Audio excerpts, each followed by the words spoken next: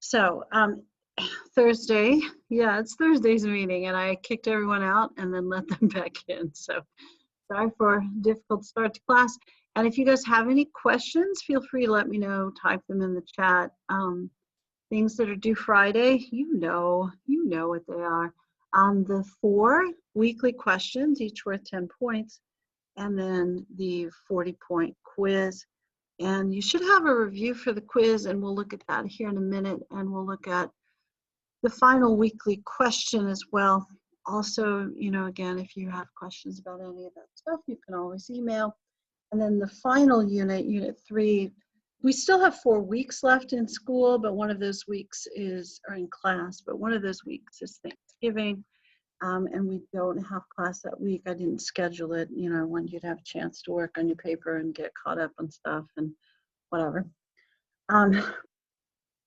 But if you needed to meet that week, we could, but you only have 3 weekly questions. I would highly, highly encourage you to turn those in weekly rather than all at once, because it'll just help me with the grading, which there's a pretty quick turnaround, and I know you want feedback as well.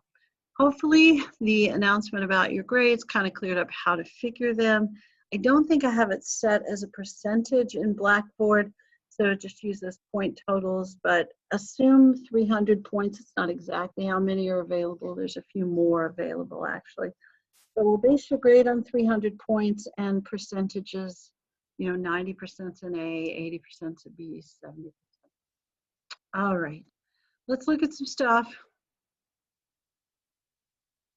Thing number 1, weekly questions, if I can find them. Looks like I closed this. Well, great. Let me open them. Goodness. Oh. Unit 3, weekly questions. Some odd thing that just showed up. Cried. That's not it either. I don't know. Dang it. I don't want to say bad words, but I may have to today.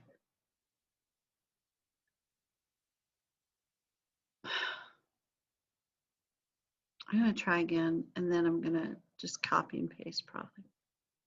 Oh, there they are. Okay. That's good news. I think I found stuff. Maybe. It's weird because it's not showing up in the, let me try that. There we go. Okay. Sorry. User error, clearly. So the weekly questions, where's the top? Okay. The first one's the World War II question. Then you've got the Cold War question. And number 3, are you guys asking questions? Or you just turn your audio on? Civil rights movement question. And then the 4th one, this week's. During the 1960s, the United States became a more open, more tolerant, in a word, freer country. Defend or refute the statement. So when you're answering this one, what I'm looking for is specific examples. So make sure you use details, names of people, places, describe the events, use the dates that they happened. So be specific, don't just say, well, there was a civil rights movement, or there were some laws passed, name the laws, describe the laws, that sort of thing, and tell me why they mattered. So things that made the country more free, but then you'll probably want to contrast that a bit with things that showed that we maybe weren't making as much progress as we'd like to on freedom. So ways in which the country was not as, making progress toward freedom. And those instances would probably be about people who were left out of the civil rights movement, or the more specific civil rights movements, women, Native Americans, Hispanic Americans, LGBTQ, transgender group, who maybe weren't making as much progress, or Vietnam, or poverty. So I think there are plenty of things that you could bring into this question, and 3 or 4-ish specific things in that answer should get you what you're hoping for. Usually the difference between like 8 points, which usually is some detail, and 9 and 10 is 9 and 10 points when you tell me why those things matter. There's still a few of you, and every week I encourage you to stop this, who put your answers in bullet points. Please don't do that, because several times, and I've commented on this, the things that you put in those bullet points, you're copying and pasting. You know, you're not putting them in your words, your own words, and then you never tell me why that information's significant. So to me, it just looks like you're copying and pasting from some source, and I don't know what you actually learned. So until you tell me why that list of stuff that you include matters, then I'm not sure. I don't feel so good about giving you as many points as you would like. I want to know that you learned something. That's my hope. I know you want the points. I want to know you learned something. Let's meet in the middle. So that'd be good. Putting stuff in your own words, always better. Always, okay? And I do get there's certain things, you know, names of things and dates that they happened, and yeah, that stuff is all going to be the same. But how you describe it should be a little different. Okay.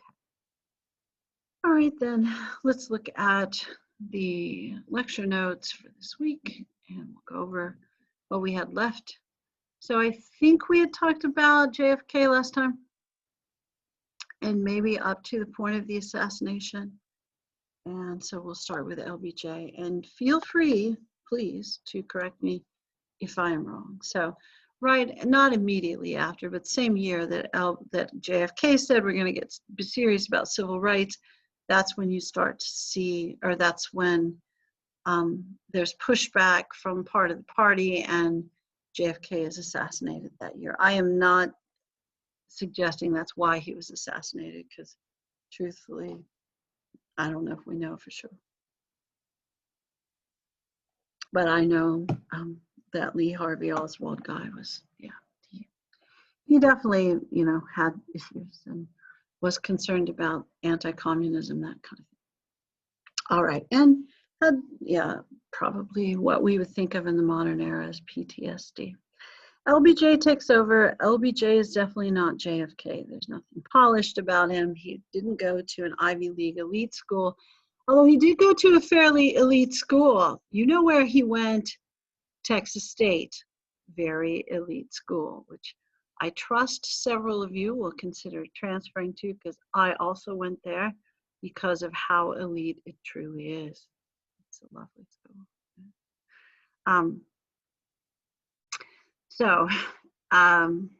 He studied, I don't remember what he studied, but he was a teacher. And when he went, it was called Southwest Texas Normal College. And a normal college, I called it a normal college because they taught norms there, I guess, not guys named norms. Rules and what we would think of as essential knowledge and skills in the teaching world. They taught you how to be a teacher, pedagogy, that sort of thing. So he taught in a border town school, and went there intentionally because he was concerned about the quality of education for kids in segregated schools. So, and I know this, I think, yeah, this is definitely the class where we talked about how he might have also been racist, which is weird. I know, but definitely his language, there's no way around it. That dude used some terrible language and said some terrible stuff. So he's also going to be the president in charge when we pass probably some of the most important civil rights legislation. It's like, what is the word I'm looking for there? Civil rights legislation in our history. So, weird guy, lots of dichotomy when you study him. And, you know, I'm not going to ever try to convince you to like someone in history or dislike someone in history. LBJ is problematic. I mean, he is, there's no way around it. So, you'll like some of the stuff. You'll definitely like some of the legislation that's passed during his presidency. Very few people are very impressed by his Vietnam policy. Important things happen while he's president, and some of them are important good, and some of them are important bad, and some of them are mixed for sure. Okay, and you get to decide which of those are good, bad, and mixed. But we'll describe some. All right. One thing I appreciate about LBJ is he is a force behind starting electric cooperatives like the one that currently is supplying electricity to me so that I can teach you, and hopefully making my air conditioner come on here in a few minutes. All right, so thank you for PEC, President Johnson. Okay, he is also definitely anti-communist. We know this for sure because, you know, Vietnam. Had to experience some poverty, seen it as well as a teacher, racial injustice as a teacher, and in some ways was concerned about it. In some ways, he's just a stereotypical politician that wants people to vote for him as well. They referred to him as Landslide Lyndon because there was one state election that he won by one vote, and there were some allegations that he may have maneuvered that one vote win.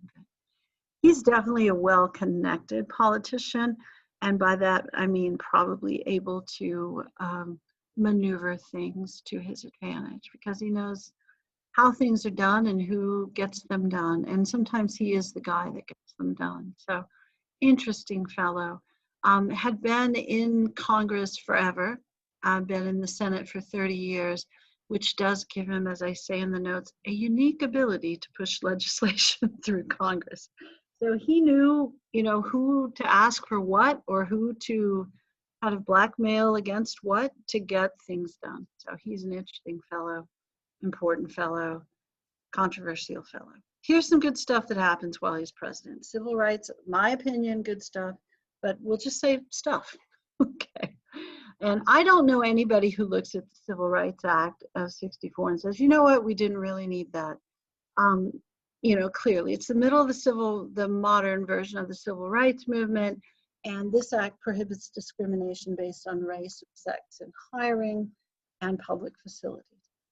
Freedom Summer follows this, which is a big push to register people to vote, which is followed up by a poll tax amendment, the 25th, I think it is, it's listed in here somewhere, that makes the poll tax illegal. And the 64 election will lead to the 65 Voting Rights Act. 64 election highlights racial division in the Democrats. You'll see the rise of the Mississippi Freedom Democratic Party, which would be a fascinating thing for you to read about for a book review if you, Fannie Lou Hamer, who's quite a force in Mississippi politics. But you'll see Democrats, African-American Southern Democrats push for more recognition, for more representation within their party because they're essentially excluded. And you see the rise of conservatism and Republicans with, it's not so much Barry Goldwater's candidacy, which is, he's fairly popular until he says, maybe it's time to nuke Vietnam. And then people go like, maybe not. But a fellow named Ronald Reagan gives his nominating speech. It's called A Time for Choosing. And that speech is really widely heralded, and it becomes really the beginning of Ronald Reagan's national political career. And if you're wondering, like, who was he? I know some of you are like, wasn't he an actor in some bad movies? Yes, he was an actor in some bad movies in the 40s and early 50s. Then he was the head of the Screen Actors Guild, which is the big union for entertainment type people. Sorry for the yawn. And sorry, I got called before the House Un-American Activities Committee and named names. So he would say that he had been a Democrat to that point, and he would say he didn't leave the Democrat Party, that the Democrats left him. He said that many times. Then he becomes the spokesman for General Electric. And so he goes around the country giving speeches and negotiating with cities to help build GE plants, which probably is good preparation for a political career, and also gives him lots of interactive speech practice. So, you know, he does press conferences and city council meetings and community meetings, that sort of stuff. So in addition to that prepared speaking, which he had, you know, the actor preparation for, and then, of course, as the GE spokesman, he gave those prepared speeches and occasionally hosted like the GE movies. They sponsored movies on television from time to time. So he's good at prepared speaking. He has all this practice in the press conference kind of speaking and debate sort of stuff. So he'll be one of the few presidents in our history, I think, you don't have to agree at all, who's good at both the prepared speaking and the press conference kind of speaking. I don't know if you pay attention to presidents when they do stuff like that. Do you? Do you pay attention to presidents? I know you're busy, but you remember Barack Obama? He was president not too long ago. That man is one of the best presidents we've ever had at the prepared speech. He's a very good prepared speaker. So if that script is written out for him, and I'm certain that he, you know, took part in writing it, I'm not suggesting he didn't, but you know that most of those folks, 20th century and beyond, have speech writers. And even like George Washington let Alexander Hamilton write a lot of his speeches. Good choice, by the way. But Obama really was good at prepared speaking. If you ever saw him in a press conference, he was terrible. I mean, that's just the truth. He always seemed irritated that people would even ask him questions. And he kind of had that college professor sort of things like, really, are you bothering me with this? Because you know, he had done that briefly. So, and he'd been a lawyer. And I think, you know, the lawyer thing prepares you to have, you know, that sort of tone from time to time. You know our current president, Mr. Trump. He has a hard time with a prepared speech because he doesn't stay on script. Staying on script is not his thing. And I am not going to say necessarily that I have no idea if you would consider him good in press conferences because he can be combative, but he certainly enjoys press conferences and kind of eats them up and sees that in a adversarial sort of way, he kind of likes it. George Bush was bad at both, which was interesting, I think. Although more comfortable in press conferences than Obama. Obama just was not comfortable. I think Clinton was pretty good at both. He just went on a long time. Like, you know, college professors. So back to this, sorry. All right, so Civil Rights Act of 64 prohibits discrimination on race or sex, basis of race or sex. LBJ wins Ronald Reagan gave the nominating speech. Barry Goldwater doing pretty well until he said, I might end Social Security because it seems kind of socialist.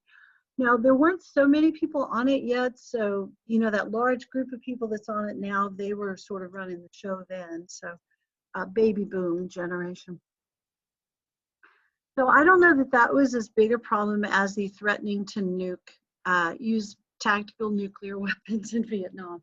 Now, Vietnam was divided north and south, and our troops were in the south primarily. So nuking the northern half of the country where we had 500,000 troops eventually probably is a bad idea. Plus, nuking people is probably a bad idea. And I think most military folks, certainly, and most average folks had determined probably by this point that tactical nuclear weapons weren't a good idea. So that was, you know, a tactical nuclear weapon would be not necessarily to destroy all kinds of things, but to gain an advantage in a conventional war. Like, people kind of went no. Also, it leads to the first widely used negative campaign commercial, the Daisy ad. And I have a link to the Living Room candidate page where you could click. I tried earlier and it didn't work very well, but you could click there. And I think when I do it, you won't hear the sound is the problem. And the sound is really the thing. So this is the ad where there's a little girl and she's got a daisy and she's pulling the petals off and counting them. And it turns into a countdown to a nuclear launch. And then by the end, you know, there's a nuclear launch and, you know, the indication is that everybody's going to die.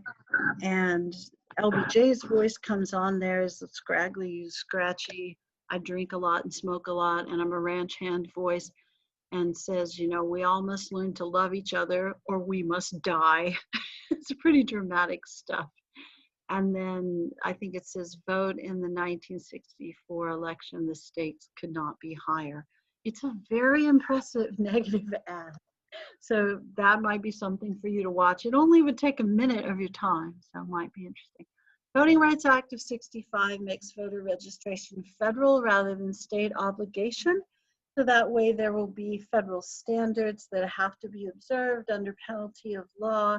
Certain number of hours per day, they have to be open, regular hours, posted hours, no literacy test, no grandfather clause, and of course the amendment, 24th Amendment, I picked the wrong one, that outlaws the poll tax.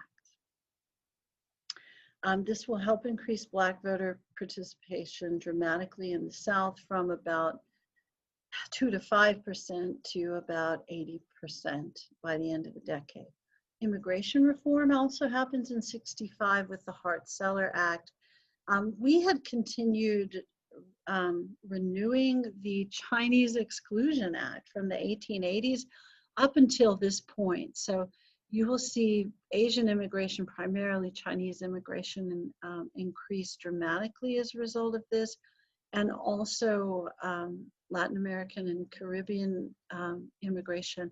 Latin American would be other than Mexico. Certainly we'd had Mexican immigration off and on in large numbers throughout the 20th century. But this ends immigration based on national origins quotas. So it's going to increase immigration by job skill. And also if we already had some provisions if your relatives were already here, but this is going to make that even more possible. I know some of you are probably thinking, well, didn't we have any Chinese immigrants in that time period? We did. If your family was already here, you could emigrate. So, you know, folks from that original pre-1880 time.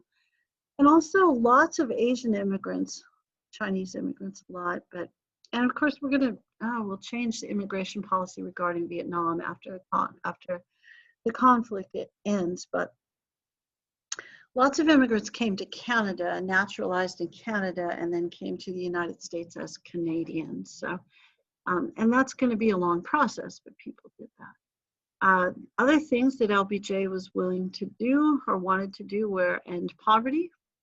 And he did this through a program called the Great Society. He tried to do this. So I don't know that we will or have, who knows if we will, but I know we haven't ever ended poverty because there's always statistics that suggest people are in poverty. Plus, I'm from the Ozarks, so I know, I got relatives.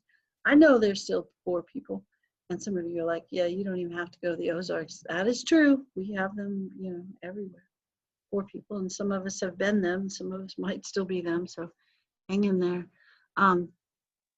But the Great Society Plan was the plan to end poverty in the United States, and it included things like Head Start. Head Start is to give you a head start in learning to read to get you school ready. So this is a program that you need to qualify for, but you can go to school when you were 4 or 5 rather than waiting until first grade.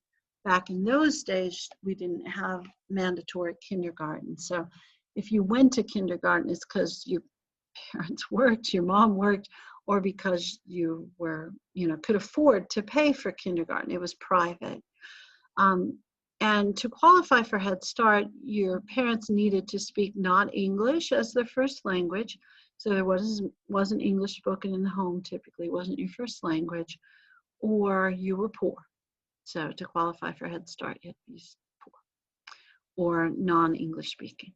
Job Corps, if you don't quite make it through high school, which was pretty common during that time period, graduation rates of 90% or above, that's a very modern thing. It is. People throughout most of our history didn't finish high school, and I don't mean majority, because you start to see a push for people to finish high school really kind of after World War II.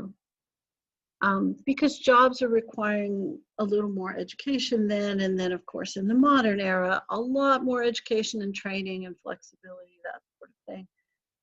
So that you'll always be in training for your job, that is true.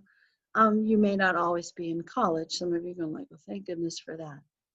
But Job Corps was for you if you didn't make it through high school, and they would give you some specialized job training that might help you get a better job or have different job skills. So those were things like, you could get into the food service industry. They would teach you how to bake or how to cook, be a chef, food preparation, plumbing, construction,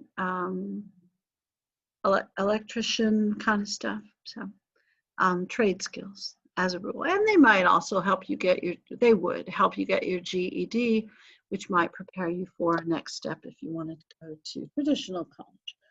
Medicare and Medicaid, Medicare expansion and creation of Medicaid. So more health care for poor and old people, and especially poor old people. But Medicare, I think I always get these backwards. As long as I have taught history and lived in the United States my entire life, I still get these things backwards. I think Medicare is the one for older folks, and Medicaid is the one that anyone can get. But Medicare expansion, so it covers everybody, and I think at a younger age than it had before. And then Medicaid expansion for people who are poor, maybe have some sort of disability, or are kids. So medical care. And then food stamps and commodities. We don't have food stamps anymore, but they have like a debit card that you can use to buy food if you're in certain income groups. Back in these days, there were little booklets and you had stamps, or you had to get things stamped. So, and they changed that just so it would be less obvious that that's how you were paying, because there was some stigma about this, and that stigma really grew over time until, they changed it, which I think has probably been helpful. And commodities were, if you were poor, they would distribute food. It wasn't exactly like a food bank. You went to a government office, and they didn't give you all kinds of food. They gave you certain kinds of food. Most commonly, milk, probably powdered milk. I remember it being powdered milk in the 70s. Cheese, butter, and eggs. So, yeah. And so milk, cheese, butter, eggs, other things as well. But anything you might think of as a welfare program was probably part of the Great Society. And the overall plan is referred to as the War on Poverty. And people will praise and criticize these programs. They'll say in some ways they were very helpful. And then there's always we spent too much, we didn't spend enough people. This is also an era where we're trying to defeat communism, build up the military, and end poverty all at the same time, plus civil rights. So a lot of stuff going on, and we're going to spend a lot of money. And this will be one of the first times that we go into a debt that is probably more permanent. We'll pay off a lot of this, but then we'll start running up more debt in the 80s. And then since the 80s, we've really never paid off our debt. All right, so people will also have concerns about how to qualify for these programs. Sometimes some of these programs will suggest that you cannot be a family, that you have to be a single parent. Some will require you to be a family. So people will be concerned about a lot of the qualifications. And also there's going to be a stigma that develops around accepting help in certain communities. That's especially a problem, I think, in urban areas. Now, I grew up in a funny part of the country. I know I talk about it a lot, where pretty much everybody is poor and pretty much everybody votes for Republicans, which is, I am not saying that if you're poor, you shouldn't vote for Republicans. You vote for whoever you want. But it's an interesting area of the country, Southwest Missouri, Northern Arkansas. And I think you see the same thing in the Appalachian regions, where people have very conservative language and they don't want government assistance and they want people to leave them alone, that sort of thing. But almost everyone there is assisted by a government program. but they don't see it as government assistance. Now, in urban areas, it's, I, I think there's a racial component that kind of, in my opinion, and I know the book has talked about this a little bit as well, but, people in cities who are poor usually are people who can't afford to leave. And you'll notice too, if you follow modern trends, a lot of poor neighborhoods in cities, and you see this in Austin because it's in places I used to live in, Austin, and a place I used to live in, Pflugerville as well, that was pretty poor. I would say affordable, but you might say poor, where it becomes kind of trendy, and investors go in and buy the houses or the apartments in that area and then fix them up and then start charging higher rents for them, which causes property values to go up in that area, and then which causes your house payment or your apartment rent to go up to the point where you can't afford to live there anymore, referred to as gentrification sometimes. So you get pushed out of a place that used to be affordable, and that ends up being kind of a problem as well. And there's this conflict in cities between people who want to beautify and improve the city, or people who want to make money from their investments in formerly affordable housing, and people who just want to find an affordable place to live. And sometimes those two groups will be at odds with each other. And poor people statistically are more likely to be people of color, for a lot of reasons, none of which are positive. So, all right, back to business. So Great Society helps create some conflict, and some people would say it doesn't work because we don't spend enough. Some people would say it doesn't work because it doesn't encourage people to be independent.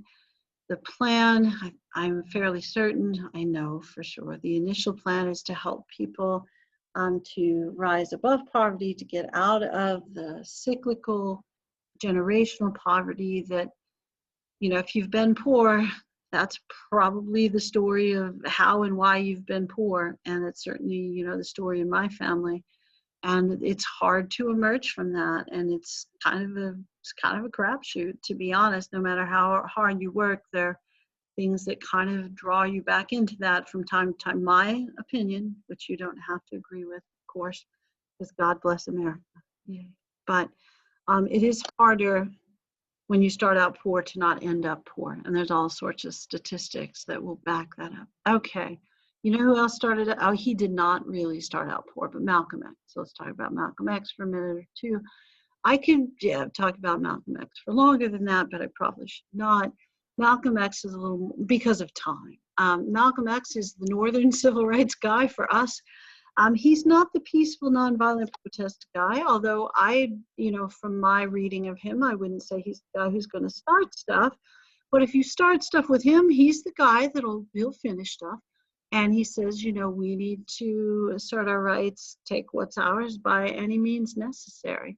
Going to push not necessarily for integration, although he's not a big fan of discrimination, of course, but wants to make sure that the Black community is independently, economically stable. So not dependent on government, charity, that sort of thing, but educated, viable, business owning, shopping at Black-owned businesses, that sort of thing. And if your community is not that way, the goal is to help other people in the community to become that way. And this guy is a devout follower of the Nation of Islam. He converted to that while he's in prison. And then you go like, really? He was in prison? Yeah, he was in prison. So when he was a kid, his dad was an insurance salesman, Malcolm Little, pretty successful insurance salesman, suburban Detroit. His family bought a super nice house in a not Black neighborhood, which made his family less popular than they had been in the all-Black neighborhood, understatement of the day, to the point where somebody did something to Malcolm X's dad. They essentially kidnapped him, tied his hands behind his back, then tied him to a railroad track and left him there overnight So the freight trains ran over him. When they found his body, it's in at least 2 pieces, and of course he's deceased. Insurance salesman, like I'd mentioned, so he had life insurance, but life insurance only pays if there are certain types of death. Accidental death would qualify, so the police declared his death to be suicide. So his family was not eligible for the life insurance payment. Clearly, it was not suicide. The family ends up impoverished, gets broken up, the kids end up in foster care. Malcolm X goes to a more rural school where he's kind of the star pupil, a super smart guy, but he's the only Black kid in the class.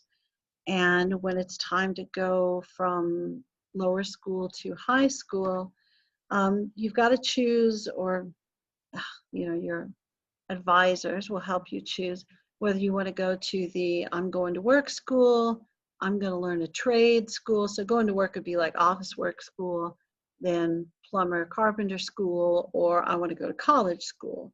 He was the president of his class, super popular, smartest kid. It's like, I want to go to college. And they said, nope, you're Black, you're going to plumber school or carpenter school. He said, you got to work with your hands because you're Black. And that's when he dropped out and gets fairly discouraged, ends up working on trains as a porter. We talked about the Brotherhood of Sleeping Car Porters with A. Philip Randolph before. So he's one of those dudes, which is it's like wait staff on a train, housekeeping, that kind of thing. And those guys went to major cities and stayed overnight. So he kind of got into a party lifestyle, ended up using drugs. He and his best friend spent a lot of time in Chicago. They had girlfriends in Chicago. They needed more money for their lifestyle than they were earning from the train. So they decided robbery would be the best way to go about it. Their girlfriends lived permanently in Chicago. They knew the neighborhoods that would be easiest to rob. So the 4 of them, 2 guys, 2 girls, went to rob a very wealthy house. They get caught. The girlfriends are white. They get probation. Malcolm X and his best friend end up in jail for, I think their sentences somewhere between 10 and 15 years. When Malcolm X is in jail, that's when he converts to Islam and becomes really studious, pretty devout, very devout follower of the Nation of Islam, which is an Black American version of Islam. And later on will take a pilgrimage or a Hajj to Mecca, where he kind of sees things differently, comes back and says he's going to open an independent mosque, and then after that gets assassinated. But in the midst of all that, as a community activist, to say the least. And I know in the resources there's some video of him doing TV shows. He's the spokesperson for the Nation of Islam because he's brilliant. That's, they're wise to have him in that position. And he felt what is the right word? He was very appreciative of the Nation of Islam for taking care of him, for helping him to find a better path in life, even though he does disagree with them later on, because he thinks that their leadership is corrupt and has corrupted the message of Islam. And he's probably 2 for 2 on those things if you read about the nation during that time period. And they are likely the ones who organized his assassination because they were concerned he would pull people away from them. He's also going to say, our goal here is not to cooperate with people. Our goal here is to build ourselves up. And, we'll cooperate with police if they treat us properly. If they don't, we'll fight back with them. So he's not, he's the by any means necessary. He's not going to start stuff, perfectly willing to finish it. Doesn't want to work with guys like Martin Luther King Jr., at least pre-Mecca, because he sees them as accommodationist, as people who give in to the white man and are kind of tools of the white establishment. Now, he'll change his mind somewhat about that after, certainly regrets saying difficult things that he said about Martin Luther King Jr. in the press. And you know, they will end up becoming friends after the pilgrimage. So Malcolm X, you can read about him. The autobiography of Malcolm X is told to Alex Haley. Is a fine book to read. You may or may not have time. You know, I don't know what your schedule's like, but that week of Thanksgiving, I'm saying that might be your. All right, let me check. I haven't looked at chat in a minute or two. Nothing there. You guys aren't chatting, so that's fine though. Vietnam. Vietnam conflict, we get involved. Kennedy administration, give the opportunity to get involved. In the Eisenhower administration, we may or may not, probably are, sending some financial assistance, but Eisenhower says that thing looks like a mess. Don't want to get involved because I think we get stuck there. And then Kennedy, you know, wants to appear tough on communism, so is going to send advisors, but about 20,000 advisors. And by the time LBJ is done in Vietnam, we'll have at most 500,000 people in country at the same time. That is a very large movement of troops, a substantial number of troops that we commit to this conflict. And certainly millions of people served in Vietnam. It's just in '68 is when we have the largest number there at the same time. So we start sending people in '61. And kind of depends on which numbers you want to follow. Sorry, look at it. What could be one of those murder hornets on my back porch? This is really big. Distraction, apologies. So 61 is when we send the troops, and I think the last troops come back and we leave in 75, I think it is. So we're in country a very long time. I know that my uncles who fought in Vietnam, 60s and into the 70s. So, and probably for my uncles that were there, well, the three who fought there went in early 60s and came back in this, yeah, they were there a long time. So. All right, Gulf of Tonkin resolution you'll want to be familiar with. This happens in '64, the election year. We've got the Navy positioned in the Gulf of Tonkin, maybe not in international waters, maybe, but they're right on the edge. Possibly the goal is to instigate some sort of conflict that may or may not have been instigated. They may have taken enemy fire. It may have been something else that they mistook for enemy fire. But at any rate, they ask for permission to retaliate, and it takes, or to respond, to defend themselves. It takes 3 to 4 hours before they get that permission. So LBJ will talk about this incident with Congress and say, look, we cannot have our troops as sitting ducks, and we need the ability to fight back without having to go through all these channels. So I'm going to ask for a resolution that says that we can do whatever we need to do to fight this war without constantly getting permission, prior congressional approval, that sort of stuff, or declaration of war. Because this was a UN action, we weren't going to declare war on Vietnam. And we haven't declared war since World War II, but we've clearly been involved in conflict. So this Gulf of Tonkin resolution will be similar to some of the methods that we will use following that.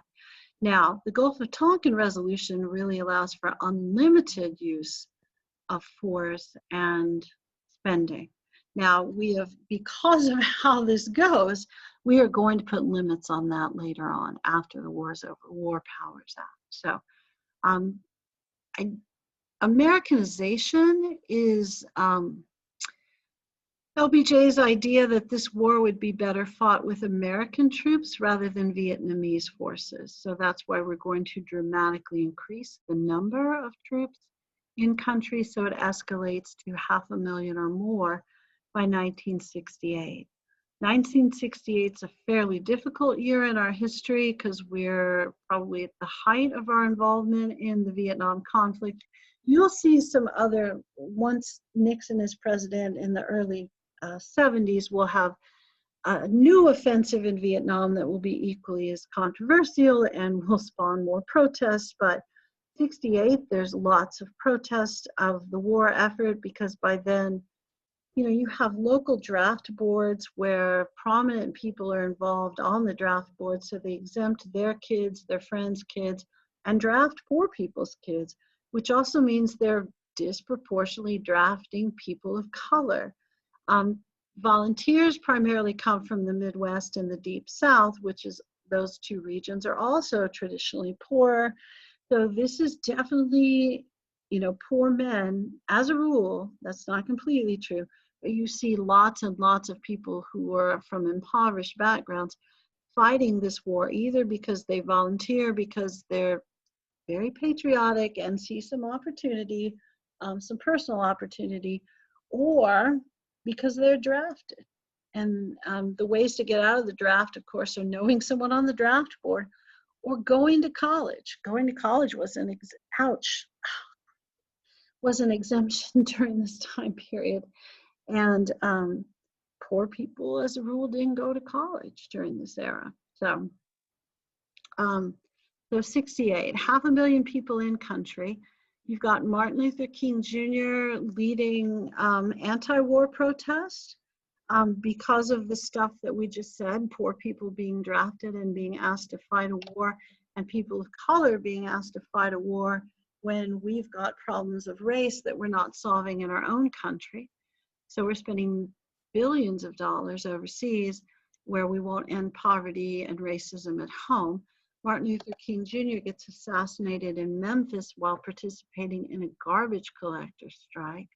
Robert Kennedy is the anti-war candidate for the Democrats. LBJ had decided not to run again because he was probably just overwhelmed. I mean, there's lots of discussion about why he decided not to run again. But he says, I will not seek nor will I accept the nomination of my party for president in 1968. And so they have an anti-war candidate who's Robert Kennedy, John F. Kennedy's younger brother, and had been Attorney General during the Kennedy administration. And then, Hubert Humphrey. And Hubert Humphrey had been LBJ's vice president, and he's the pro-war candidate. You'll also see action from the Mississippi Democratic Freedom Party and protest of the pro-war side of the party at the Democratic National Convention, which will lead to the police being called in by the Democratic National Party and asked to repress or suppress the protesters so they get beaten on camera. And at times, even the reporters get beaten during the protests. So it's a rough, ugly convention with a very divided party.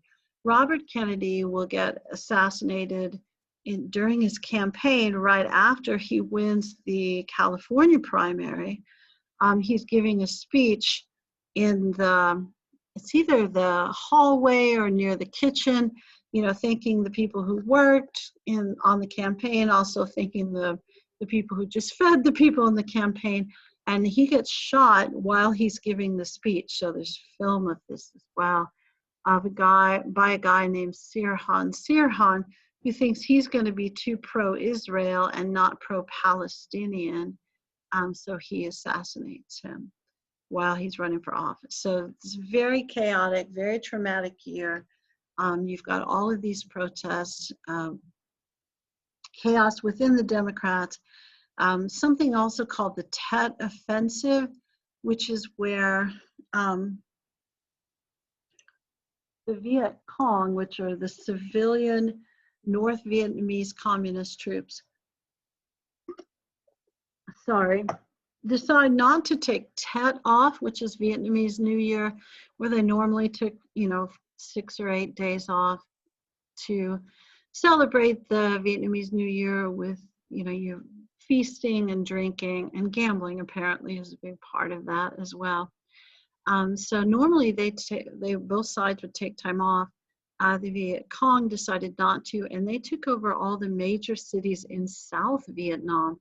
That was, that's the part of Vietnam that was controlled by the UN forces. Now, the UN forces will eventually get control of those cities back. It takes about a month, and it's considered a military victory for the South, but it's definitely not a PR victory for them because all of this is filmed, and then they televise the film of this where the Viet Cong just kind of walk in and take over the cities. This is when our country had been telling us we were ahead, we turned the corner in Vietnam, we were just about to win, and you turn on the television and civilians are taking over cities in the part of the country that we say we control. So it doesn't match what our country is telling us. So Nixon says, you know what, elect me, I will bring an honorable end to the conflict in Vietnam, and I will restore law and order to the United States. And we go like, you know what, we're up for that. So this is an incredibly chaotic year. That promise wins the day and wins the election, and the Democrats are incredibly divided. Now, this is, I think, one of the ugliest years in our history. However, I know we went through a civil war, and we've had other issues as well. I know some of you are going like, nope, 2020 is it. I did live through 68. I was born in 66, but my memories of 68 are not very strong. So I don't have a big memory of 68 from what I've read about it, because of the number of cities that there's chaos in and rioting and destruction, and we've got to send the National Guard in to get control of those cities. So it looks like we have war zones within the United States on more than just, say, Portland and DC and places where we've seen some pretty consistent heavy protesting, but more than protesting. I understand that it's beyond protesting. But we didn't have a pandemic in 68, but we did have this massive war, which was bad, clearly is bad. So, and we have this political division, which I know we also have now. So I think there are lots of parallels to 68. I don't know if we have a parallel to Nixon. And Nixon, when we look at his presidency, you'll go like, hey, that wasn't as bad as I expected it to be, until we get Watergate, and then you go like, that's the Nixon I've heard about. But we've been through these times before where the country's incredibly divided, and then we kind of cycle out of it, which gives me, more hope than maybe, the average person has right now in 2020, where everything does look like a mess. But we've done this before. It's not pretty, but I think we'll be okay. Oh, all right. Tet Offensive, televised, makes us look bad. Nixon wins the election. Okay, this part is just a reminder about the women's civil rights actions. And the book in the same section will talk about Cesar Chavez. We'll talk about the movement for LGBTQ folks, which starts during this time period as well, and in part because of the Civil Rights Act. So Feminine Mystique is a really famous book, which you could also read for your book review, written by Betty Friedan. Now, I read that book when I was 12 because one of my grandmothers insisted, like she told me, you need to read that book, and I was a little scared of her because she was pretty, assertive, is the right word, I guess, sort of person. So I read this book when I was 12, and I read it, and I was a super smart 12-year-old, which is weird, but it didn't make any sense to me because you can be, I could have probably gotten higher test scores when I was 12 than I might have now, but your knowledge of the world is not that great at 12. So I read it, and it's like, okay, problem that has no name, women lose their names, they lose their identity. I get that intellectually, but as a 12-year-old kid, I got no concept of that. But it's an interesting discussion. It's an interesting opening discussion for the women's civil rights movement about, what is the place of women, and how do women lose their identities once they get married or people got married back then. You didn't typically live with someone with, if you weren't married, and you typically didn't have kids with them if you weren't married, and you typically didn't get divorced. So once you were married, that's when your life started, and it's also maybe where your individual life ended, which is part of the assertion of this book.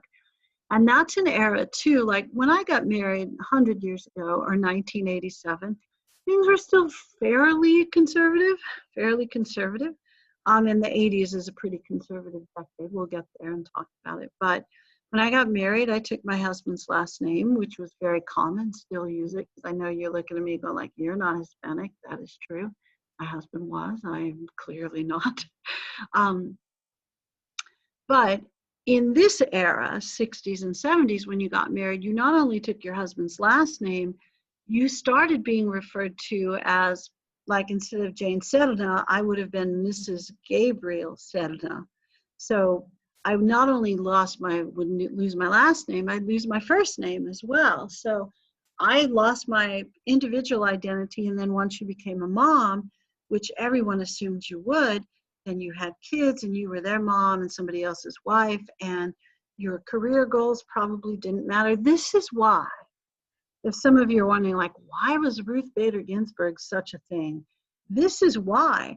She helped legally change a lot of those things. She is the quiet, not so quiet, legal foundation of this movement. And she's the one who used those laws to change how women were treated at work and legally and that kind of thing. And it's also why both conservative and liberal women think the world of Ruth Bader Ginsburg, because she's the person who legally changed what was talked about in the feminine mystique, and also, helped give you more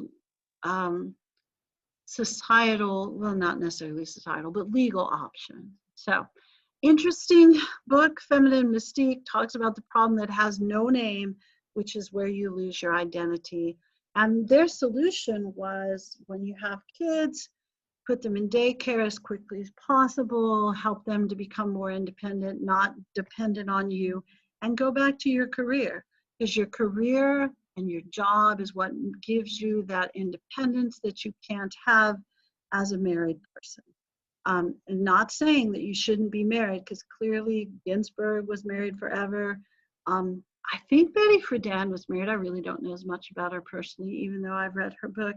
So it wasn't necessarily anti-marriage, but it certainly could have been interpreted that way. But anyway, it was really more about being independent, whether you're financially independent, whether you're married or single. And I don't know any parents of girls, boys either, to be honest, but I don't know any parent of girls that wouldn't suggest that that's a good call on your part. When I was a kid, certainly, and my mother said the same thing, just be cute, be sweet, and then you'll marry a guy who can take care of you, and your life will be okay. And that's your goal. I don't know any parents who say that to their kids now. Just, be cute, be sweet, be attractive, someone will marry you and take care of you. So this is kind of a push away from that. So National Organization of Women is started by Gloria Steinem, and that's a women's rights organization. And the women's rights movement uses existing laws to make gains, and Ruth Bader Ginsburg is really the legal arm of that, kind of unintentionally, but not. Okay, court decisions that happened during this era.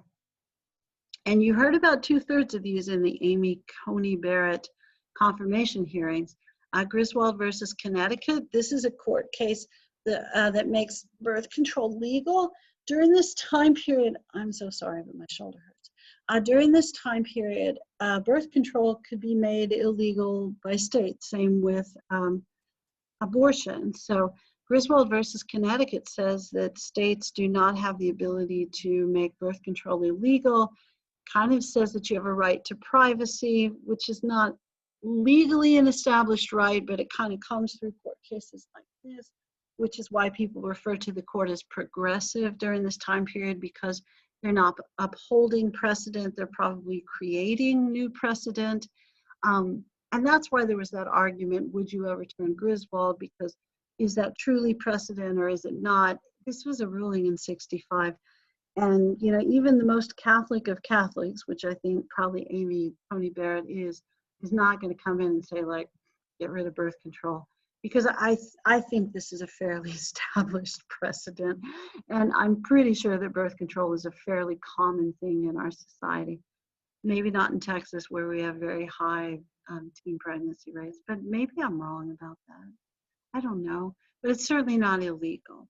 So Griswold versus Connecticut uses Ninth Amendment and other things to suggest that the state doesn't have the right to regulate everything.